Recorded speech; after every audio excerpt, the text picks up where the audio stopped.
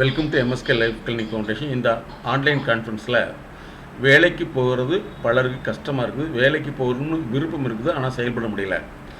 அதே சமயத்தில் அந்த வேலைக்கு போனால் அவங்க சொல்கிறத புரிஞ்சு கொண்டு செயல்பட முடியல.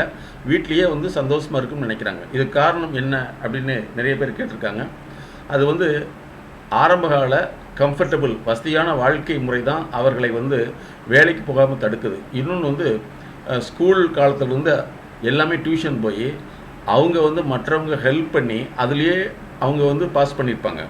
சுயமாக படிக்க மாட்டாங்க. அந்த படிக்கிறது கூட டியூஷன், டுட்டோரியல், கோச்சிங் சொல்லி நிர்பந்த அடிப்படையில் மட்டும்தான் படிச்சிருப்பாங்க. ஆனால் அவங்களால சுயமாக செய்ய முடியாது. இதனால தான் எங்களுடைய எம்எஸ்கே லைஃப் கிளினிக் ஃபவுண்டேஷன் சர்வதேச கற்றல் இன்டர்நேஷ்னல் லேர்னிங்னு உருவாக்கி அவர்களுடைய சுய கற்றல் திறனை உருவாக்குறதுக்கு நாங்கள் பல ஆண்டுகளாக இந்த கோர்ஸை நடத்திட்டுருக்கோம். அதே மாதிரி எப்படி கற்றலில் ADHD attention deficiency hyper activity disorder இருக்கிறதோ, அதே மாதிரி பிஸ்னஸ் ஏடிஹெச், கார்ப்பரேட் ஏடிஹெச் அப்படின்னு இருக்குது. அதாவது கல்வியில் பின்தங்கிய நிலை, அது வேலைவாய்ப்பிலும் பின்தங்கிய நிலை, அதே சமயத்தில் வேலை அங்கே போய் செய்யக்கூடியதிலும் பின்தங்கிய நிலை இருக்குது. இது ஒரு உளவியல் ரீதியான, நடத்தை ரீதியான, அறிவு ரீதியான, செயல் ரீதியான பாதிப்பு. இதை மாற்றுவதற்கு குறைந்த அளவு 3 மாதங்களிலிருந்து அவர்களுடைய ஒத்துழைப்பு பொறுத்து அவருடைய கால அளவு மாறும். அவங்களுக்கு நாங்கள் அட்வைஸ் பண்ணுறதோ கவுன்சிலிங் பண்ணுறதோ கிடையாது. அவர்கள் ஒரு வேலை செய்வதற்கு ஒரு வேலை செய்ய முடியாததுக்கான என்ன காரணங்கள், ஏன் அவர்களுடைய விருப்பம் வேலையிலிருந்து மாறி அவர்களை எந்த வகையிலும் தன்னை கஷ்டப்படுத்தக்கூடாது என்ற உழைப்பற்ற நிலையில் இருக்காங்கிறத கண்டறிந்து அதை கொஞ்சம் கொஞ்சமாக தான் நாங்கள் ப்ராக்டிஸ்குள்ளே மாற்ற முடியும். ஆகவே இந்த கார்ப்பரேட் ஏடிஹெச்டி, பிஸ்னஸ் ஏடிஹெச்டி இதிலிருந்து விடுபட எங்களுடைய நிறுவனத்தை தொடர்பு கொள்ளுங்கள். நீங்கள் உங்களுடைய கேள்வி கேட்கலாம். உலக நலன் கருதி இதை எங்களுடைய அனைத்து விதமான மீடியாக்களையும் நாங்கள் இதை போடுறோம். ஏன்னா இந்த கான்ஃபரன்ஸ் மூலமாக பலருக்கு ஒரு நல்ல விழிப்புணர்வு கிடைக்க வேண்டும் என்ற நல்ல நோக்கத்துக்காக. நண்பர்களே, இது விளம்பரம் அல்ல, விழிப்புணர்வு.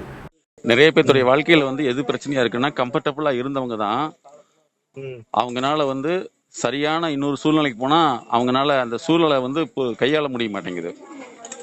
ஸோ கம்ஃபர்டபுள் அப்படிங்கிறது நம்மளை ஏமாற்று வேலை. இப்போ டாக்டர்கிட்ட போகிறோம், கிரிட்டிக்கல் சர்ஜரி இருக்குது, எனக்கு லேசான சர்ஜரி இருந்தால் பரவாயில்ல, நான் ஜெயிச்சிருவேன்னு சொன்னால் நம்ம ஒத்துக்குவோமா? அப்படி இருந்தால் என்ன, எல்லா மனிதர்களும் போய் சேர்ந்துருவாங்கல்ல. அப்போ காம்ப்ளிகேஷன் தான் நமக்கு பெனிஃபிட். ஓகேவா?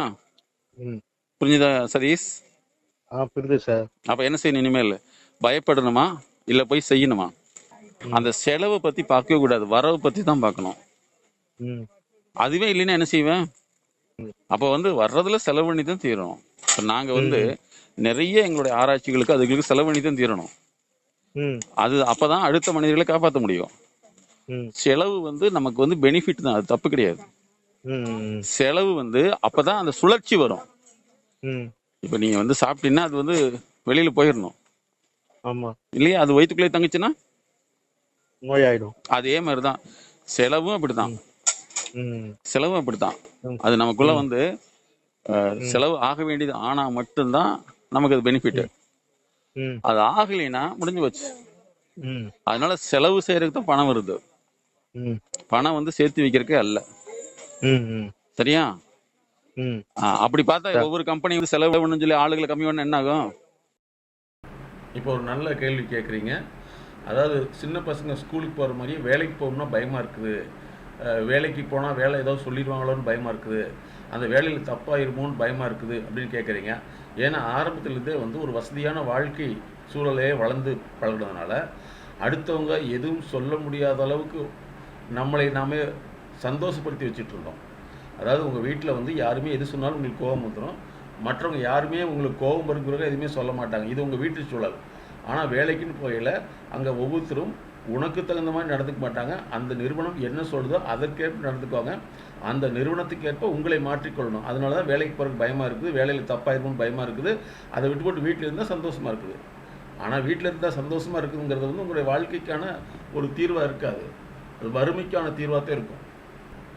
நம்ம பொருளாதாரத்தில் முன்னேறணும், பொருளாதாரத்தில் வளர்ச்சி அடையணும்னா நம்ம வெளியே போயிட்டு தான் தீரணும்.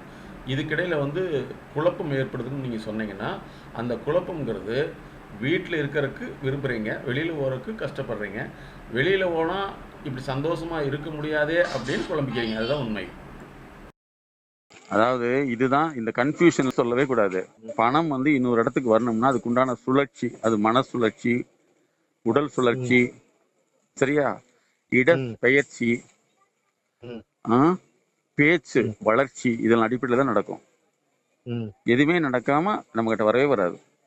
ஆமா. அப்ப பணத்துக்கான பயணம் அவசியம், ம், பணத்துக்கான பேச்சு அவசியம், ம், பணத்துக்கான தொழில் அவசியம், ம், பணத்துக்கான முயற்சி அவசியம். ம், இதெல்லாம் இல்லைன்னா தான் உனக்கு கவலையா வருது. அதுக்கு தான் நாங்க உனக்கு சப்போர்ட் பண்ணிட்டு இருக்கோம். ம், இந்த வேலையே கிடைக்காம எத்தனை பேர் கஷ்டப்படுறாங்க, நாங்க பார்த்துட்டு தானே இருக்கோம். ம், அப்ப உனக்கு கிடைச்சு வந்து வர சொல்றாங்களே, நீ சந்தோஷப்படணும். ம். வேலையை வெறுத்தீங்கன்னா வேலை உனக்கு கிடைக்காது. அது சார் ஒர்க் ஃபோக்கஸ் வேலையே இன்ட்ரெஸ்டாவே வந்து சார் வேலை செய்யறதுக்கு ஒரு இன்ட்ரெஸ்டே வர அப்ப எப்படி மாட்டேங்குது. உனக்கு பணம் வரும்? அது நான் அந்த நான் பணத்துக்காக தான் கஷ்டப்பட்டு என்ன ஒதுக்கின்னு செய்யறேன். அது வேலை அதாவது நீ போறதுக்கே வருத்தலைன்னா பணமே வராது. ம், நீ வருத்தியே பணம் வர மாட்டேங்குது, விருப்பம் இல்லாம. ம், அப்ப ம், விருப்பத்தோட வருத்தினா தான் பணம். விருப்பம் இல்லாம ம், செஞ்சினா பணம் வராது, வருத்தம் தான் வரும். ம். அப்ப எனக்கு விருப்பமான ஒரு ஃபீல்டுல கஷ்டப்படலாம்ல சார் அதுக்கு?